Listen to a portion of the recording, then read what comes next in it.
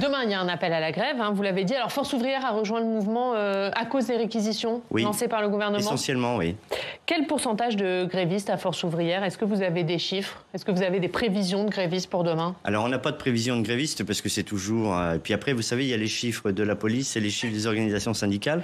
En fait, alors, je vous demande les vôtres, les organisations vous les ajoutez, syndicales. Puis vous les divisez par 2 et puis après, vous avez à peu près le bon chiffre. C'est une règle de base. Non, mais est-ce que ça va être suivi? Est-ce que vous, dans vos rangs, vous avez le sentiment que ça va être suivi? Notamment lycées professionnels qui, eux, avaient déjà prévu de manifester, mais à tous les niveaux de cette profession. Beaucoup suivi dans les finances publiques, éducation nationale, des entreprises du privé qui vont rejoindre le mouvement. Oui, ça va être très suivi. La réquisition a mis le feu aux poutres et l'inflation, personne n'a connu ça depuis 1986, je crois, la dernière fois. Et aujourd'hui, il y a besoin d'augmenter les salaires. Qu'on le comprenne ou qu'on ne le comprenne pas, il faut de l'augmentation des salaires. 63% de notre PIB, c'est la consommation des ménages. Et les ménages, c'est avec la fiche de paye qu'on remplit son frigo. Et je ne reprends pas ce qu'a dit Madame la ministre de la Sobriété et de la Transition.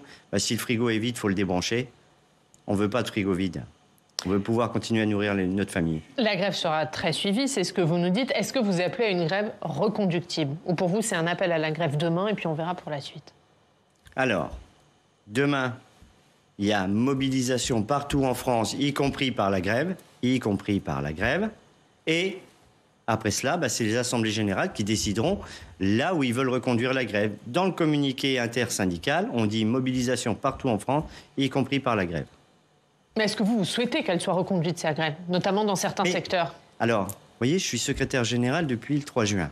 J'ai cherché le bouton qui déclenche la grève générale. Ça n'existe pas, ça. C'est un appel à Jean-Luc Mélenchon. C'est Jean-Luc Mélenchon qui appelle à la grève générale. Les salariés dans les entreprises, mais on peut appeler... vous dites qu'il se trompe. Ce sont des paroles en l'air. C'est pas ce que je dis. Non, mais ce sont des paroles en l'air, c'est ça. Ça marche pas, l'appel à la grève générale. Ce que je dis, c'est que les appels à la grève générale, ça n'existe pas, ça ne marche pas. C'est des secteurs, entreprise par entreprise, du public comme du privé. C'est pas autrement. Donc c'est un coup politique qu'il fait en disant il faut une grève générale. Mais la grève générale, on entend ça dans certaines têtes depuis longtemps. C'est presque de l'incantation. Oui, donc il n'est pas dans son rôle.